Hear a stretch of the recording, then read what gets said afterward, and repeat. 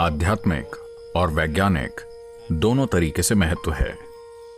शिवरात्रि का अर्थ है हर महीने का 14वां दिन, जो कि अमावस्या से एक दिन पहले आता है। एक वर्ष में 12 से 13 शिवरात्रियां होती हैं। इन सभी शिवरात्रियों में से वो शिवरात्रि जो फरवरी मार्च के माघ महीने में आती है, उसे महाशिवरात्रि कहते हैं।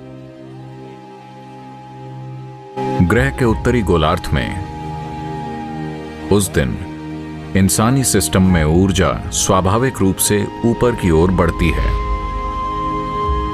हर एक जीव अपने भीतर ऊर्जा को ऊपर की ओर बढ़ते हुए महसूस करता है। इस ऊपर उठती हुई ऊर्जा का केवल वो ही प्राणी सही से उपयोग कर सकते हैं जिनकी रीढ़ की हड्डी सीधी है। मानव होने का हमारा सौभाग्य है कि केवल हम ही एक ऐसी प्रजाति हैं जिसकी रीढ़ विकसित होकर सीधी हो गई है।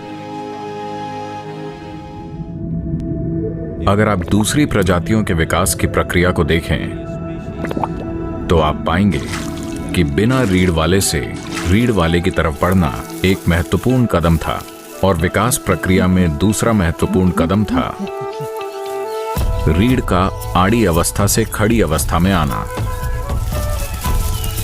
मस्तिष्क वास्तव में तभी विकसित हुआ जब रीढ़ सीधी हुई।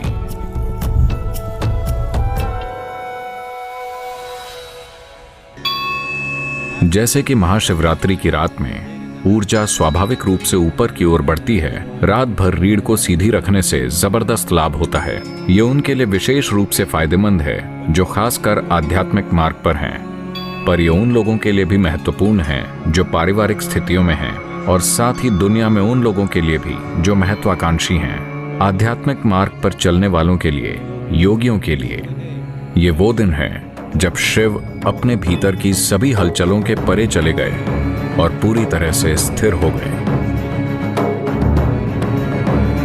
इसी दिन उनकी तीसरी आंख खुल गई और उनका बोध खिल उठा। हम ये कह रहे हैं कि ये दो आंखें सिर्फ इंद्रियां हैं। ये आपको आपके आसपास के भौतिक पक्षों को ही दिखा सकती हैं, लेकिन अगर आप इन भौतिक पक्षों का आधार देखना चाहते हैं, अगर आप उन सूक्ष्म आयामों को देखना चाहते हैं जो प्रकृति की भौतिकता से परे है, अगर आप उसे जानना चाहते हैं, तो आपको बोध के एक अलग आयाम की जरूरत है। बोध का वो आयाम जो भौतिक से परे है, उसे तीसरी आंख कहते हैं। तो ये वो दिन है जो आपके तीसरी आंख खोलने या आपके भीतर बोध के गहरे आयाम को उजागर करने की यात्रा को सहज बनाता है।